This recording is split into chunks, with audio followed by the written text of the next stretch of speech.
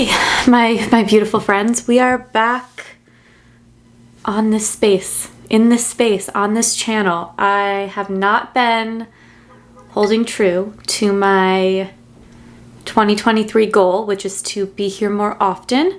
But also, I am not in the space to do that right now, but I am excited to talk about the books I finished out last year with and the books that I started this year with. I would say that my 2022 reading was overall pretty spectacular. I read far fewer books than the year before, but I found some true golden books that brought me a lot of joy, a lot of comfort, expanded my mind, and I closed the year out specifically in December with some gems. 2023 thus far, I've not been having a lot of success, and I don't know if it's the mood I'm in, if it's a me problem, but I'm also picking up books that, by description, other people's reviews, just the vibe of the book, I should be loving, or at least like enjoying the concepts.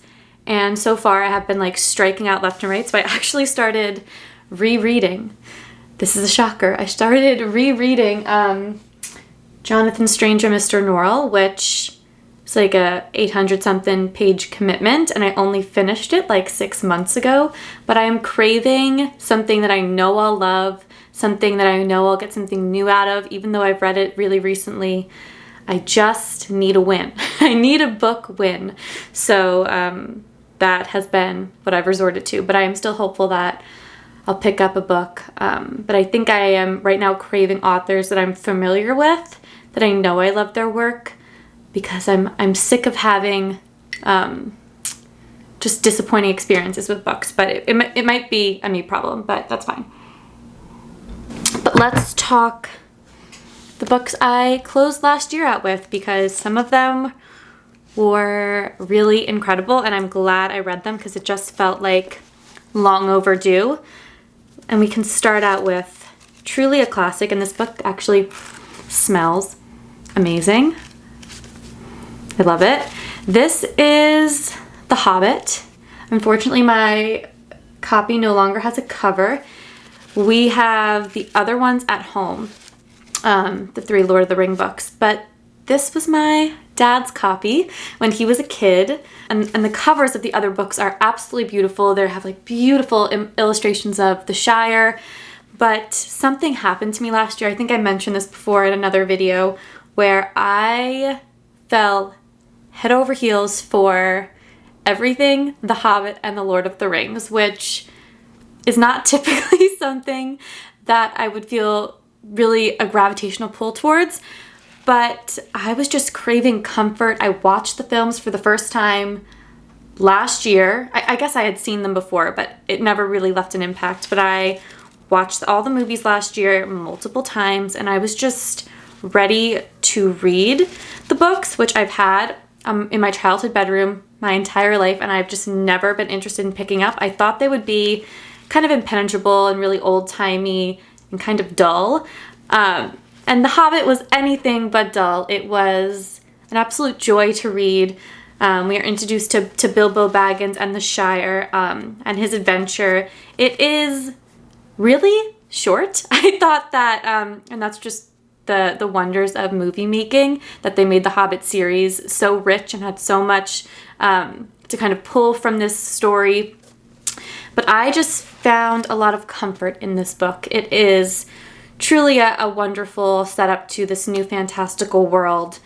But more than anything, I thought it was kind of quaint and beautiful, and I love the narrative voice. And that's not to say that it's not like a really in-depth layout of this new world, but more than anything, it was comforting, and I really, really enjoyed it. I was kind of shocked that the final battle scene was like 3 pages, because in the movie it is epic, but this book focuses less on kind of the final battle, but more on the people and the beings and the friendships and the lands that they're exploring, which is more at my alley anyway.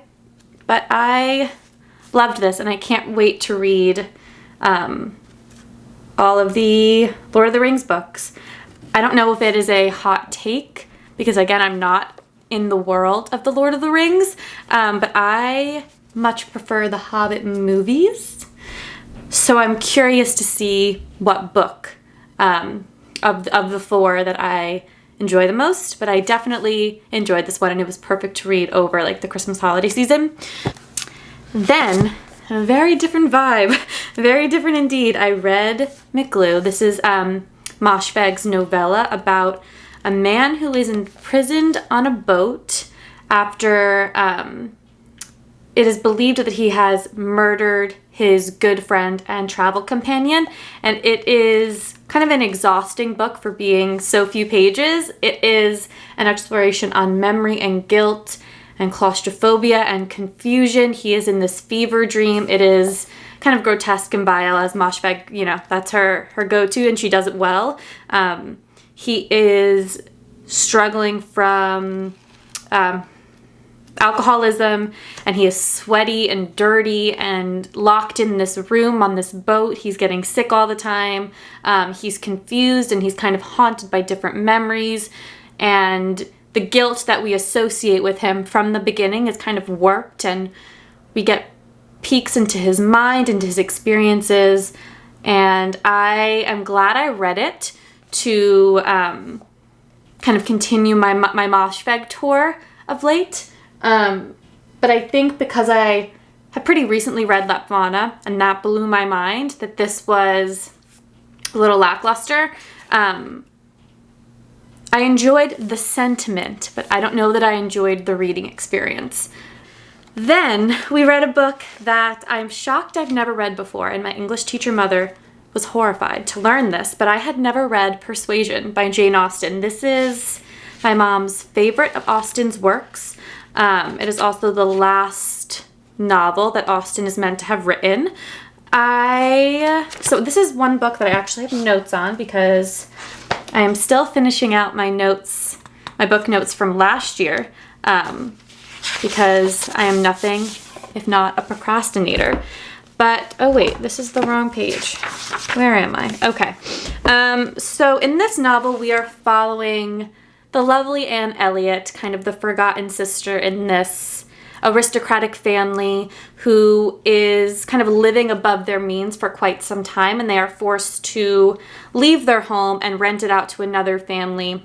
And Anne Elliot is, after like a decade, almost a decade, I think, I'm not actually remembering now, she is still pining for her first love, Captain Wentworth, who she was kind of forced to turn down his marriage proposal because her family and her societal acquaintances didn't think that he was on par or deserved her because he didn't come from money, from like a highbrow background.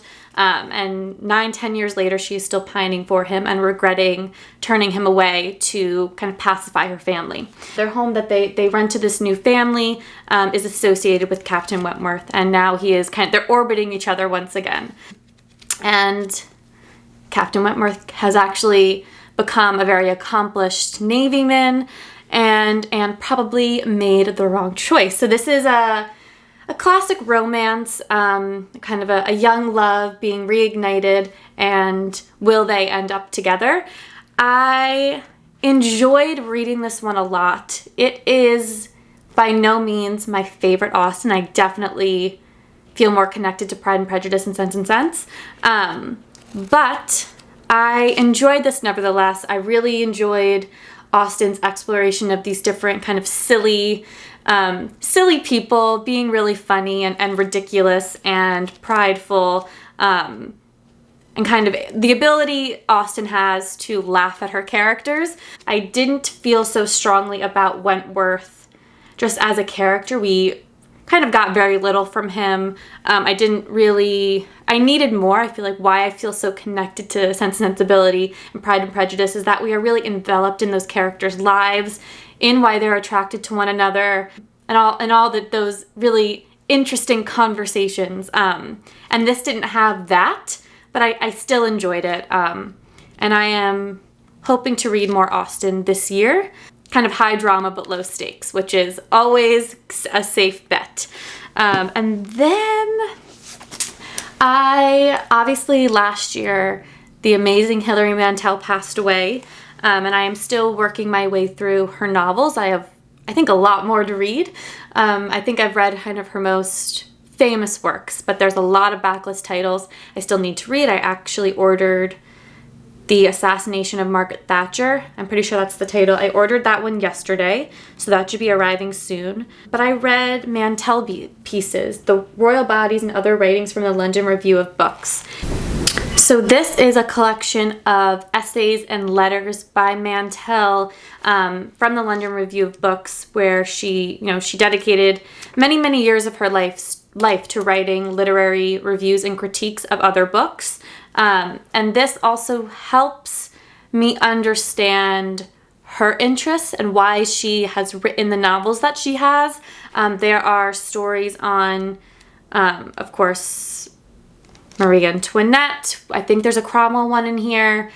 She talks about some of the figures that will pop up in A Place of Greater Safety. So her interests are really apparent, but then there's also essays and stories about the Rushdie affair and about what's it called? I don't know if it has a name, but the idea of like The Wonder, that book and that film of young girls and women starving themselves for religious reasons, or that was just an excuse to do that. But it really helps me understand Mantel, and her writing as a literary reviewer is just as incredible as her novels. But what I loved so much about Mantel pieces is it really helped me understand why I love Mantel so much. It gave me another perspective, because what I've often said is that I really love how invested Mantel is in the story she writes, in the way she portrays her characters. She is not just telling historical events with like this new fictitious background. She is invested in portraying her characters a certain way. She definitely puts a stake in the ground and conjures up their entire personality, their way of being. And when she's writing about some critique of other historical novels, or historical fiction novels, she kind of requires the author to have that stake in the ground, and otherwise it feels irresponsible that you're not invested in these characters as people. And I just really, really loved it. It made me love her even more, which I didn't know was possible. But I have a lot of backlist titles that are still waiting to be read by me, so I'm grateful for that I definitely have a lot more Mantel to consume.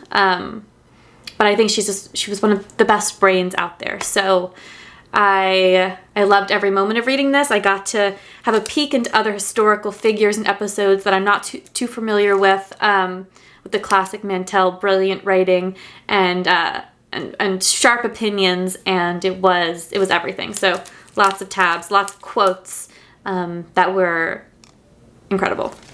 And then a book that I've talked about fairly recently, because it made it to my top books of the year, is Venomous Lumpsucker by Ned Beauman. So this is eco-fiction. It's witty, it's darkly humorous, it is scathing, and I loved it so much. This is about this booming extinction industry that rises up in the not too distant future, where companies are allowed to barter and sell something called extinction credits when they want to develop or destroy the last remaining habitat of the species that is near extinction. So they can buy a credit, and now they have the ability to develop on this land knowing the species will go extinct, and if the species in question is deemed intelligent by people who work for this industry, the credits are worth more money because everything has a money value. This obviously causes a whole lot of problems, and at the start of this novel, one of the catalysts to all the chaos that ensues is that this biobank that is supposed to house, or that does house, the DNA of extinct species, because if the DNA is saved, then the species is not actually considered extinct, because there is capacity to one day bring it back if science advances. The biobanks are attacked, and all the DNA is destroyed and is gone. So this sends two specific characters who are on opposite ends of the spectrum, but both work for this extinction industry. One is a scientist who is involved because she can't not be, but she is resentful of it, and she is studying these creatures, these venomous lumpsuckers, who she is about to deem intelligent, and then this highbrow exec who has done a lot of shady dealings and is now in a whole lot of trouble because of the biobanks being attacked, and they are forced together in a series of odd and hysterical ways, and are sent on this wild goose chase to find the last venomous lumpsucker. And the ending was poignant and beautiful, and I did not expect it to feel so powerful. I thought it, because a book like this where it's trying to say so much, with like this darkly humorous kind of dry humor, the ending was really powerful. Yeah, I cannot recommend this one enough. I had a blast reading it, and Beauman is just, he's really sharp, so I loved this. And I think that rounds out December, and now we are on to January. My books have not been great so far, but the book I started the year out with, I really enjoyed. Oh, but let's start here, because this was, if you are looking for a book to read in an afternoon, something that you can read by like cozy up next to a fireplace and, you know, consume in an afternoon and get a lot out of it, I would definitely recommend The Council of Animals by McDonell. This was really enjoyable. This is a post-apocalyptic tale about humans have brought on the calamity. So they have some sort of environmental collapse. They have caused some sort of environmental collapse, and now this council of very select animals are coming together to vote on and decide and share their opinion on whether or not animals should eat the last human survivors to make them pay for the calamity. So this has such a fun narrative voice. It is really funny and humorous, but it's also like this cozy existentialism. This group of ragtag animals who feel like they should save humans for a bunch of different reasons because of how humans treated them while they were alive, or just the sliver of hope that humans might still have. They go on this mission to help the humans avoid being eaten by these crazy group of baboons. Yeah, I really enjoyed the narration of this one. The voice, the wit, kind of the hinting at things to come, and was definitely a good book to read in an afternoon to break up some of my chunkier reads. Then we get to one that I spent a lot of time reading, and when I look back, I'm not sure that it was worth my while. This is The Essex Serpent by Sarah Perry. This is set in when? London, 1893, off the coast of Essex. There is believed to be like this Loch Ness monster. These sightings of this Essex Serpent, and it sends this kind of small town into like suspicion and frenzy and fear and mania. We are following this woman, Cora Seaborn, who I do love her name, Cora Seaborn. Like, that's such an iconic name. But she has just been widowed. Her husband was abusive, and she has a very odd son who she's not really able to connect to, but she is this really brilliant, interesting, energetic woman who's now free from her abusive husband, and she is like a scientist. She's interested in collecting things and exploring things, and she's interested in the study of different species. And so the sightings that she's hearing from Essex of this serpent make her really excited, and she sets out there with her travel companion and her odd son. So what I was left with is that this book had so many elements that it could have leaned into. So like this hysteria, this superstition, this really energetic, bizarre, odd cast of characters, because there are a lot of characters that come into play, not just Cora and Will Ransom. There are a lot of different characters that all have like their own quirks and oddities, but those were kind of lost, and that's what I love in a book with a big cast of characters. Even speaking of like Jonathan Strange and Mr. Norrell, the characters bring it to life and all their quirks, and they're all really specific in your mind's eye, and this just felt like a lot of missed opportunity. I don't know, I just felt like this had so much potential, but it kind of fell flat. The writing was okay. I don't think it was anything special, but I think they had so much opportunity to lean into the hysteria and the interest, and even Cora's like scientific pursuits. I would have loved to have heard more about that, and her relationship with her son. There were like bits and pieces of that, but I don't know. I just felt like at the end nothing happened, but there was so much that could have happened. And if Perry had leaned into like any specific part of the story, it would have made it a lot more rich and a lot more fun. This is one of the books that I got for Christmas. This is We Run the Tides by Vendela Vida. So this is a book that is much beloved, and I have heard a lot of people say they really enjoy. We are following a group of teenage girls, specifically Eulaby and her best friend Maria Fabula. I don't know if I'm saying her last name correctly, but they live in this very wealthy, privileged neighborhood in San Francisco. They go to the local private school, and they are like girls on the top of the world who own this San Francisco neighborhood. And one day when walking to school, they see something that Maria kind of spins the story and tells a tale to the school officials, and Eulaby says that's not what happened, and they have like a riff, and it is a classic girl being ostracized from her group of girlfriends because Maria is the star of the show. She is magnetic and propulsive, and the other girls choose her. And then, oh, I forgot the important part. Maria, then a couple weeks later, goes missing. So it is about this ritzy neighborhood driven into upheaval by Maria's disappearance, and it is about lies and guilt and fraught teenage friendship, and I liked it. I just wanted to feel more. But I think that's also the nature of the writing. It's very dry. You kind of take it at face value. It was hard to get invested in Eulaby and her fears and her sadness. So then, to close it out with a book that I did really enjoy, and this is the first book I read in January. This is The Water Cure by Sophie Mackintosh.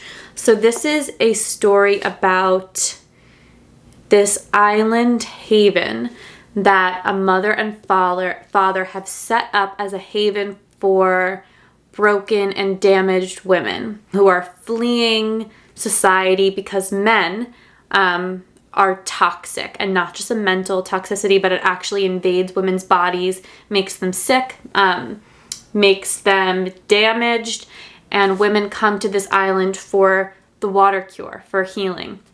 And this mother and father have 3 daughters, Grace, Leah, and Sky, who are swept up in this kind of cruel, brutal family dynamic. This book is eerie, it's quiet, it's creeping. That's probably the best part of this book, is the atmosphere that surrounds these 3 girls. Their father at the start of the book disappears. He's presumed dead, and their mother is vindictive and cruel, and she makes these girls participate in rituals and practices that cause them like physical and mental pain. But more than that, it's about orchestrated acts of love and about controlling the way these sisters interact with one another. It is really beautiful and devastating. It has a physical sense of claustrophobia. My heart was like beating out of my chest at some points. There's always like the promise of pain that you know will come. But part of the drama of this book is the father is gone and presumed dead. We realize that he has been hurting these girls in more ways than you even get it at the very beginning, and we're unraveling that story and that narrative. And then these 3 men show up on the island and send this already fraught family kind of spinning. They're introduced to lust for the first time, and real jealousy, and danger, the danger that they've heard about their whole lives that come from men. And it is really, really well done. The writing is incredible. That's the best part of this book. It feels a lot like the atmosphere and the hot, lusty fear of Hot Milk by Deborah Levy. And the ending of this book, I almost wanted like a tad bit more. I wanted Mackintosh to like push the ending a little more. But again, I have no real faults with this book. I really, really enjoyed it. And I can't wait to read more Mackintosh. I just thought this was like so tight and taut and yeah, like really eerie. And I was scared. So that rounds out what I read in December and January. I am hopeful for incredible books on the horizon. I am ready for some good, all-encompassing reads. I need to be kind of swept away in a new world, in a new story. But yeah, thank you so much for watching. I am drained. But thank you so much for watching, and I will be back very soon. I want to do some like themed bookish videos. So I'm preparing some lists, which is always fun, even if I don't end up making the videos, to categorize different books and different recommendations based on a different feeling or mood. I'm enjoying it. So I think that's what I hope to do very soon, maybe like one a month. Other than that, I will see you very soon, but thank you for watching. Bye everyone.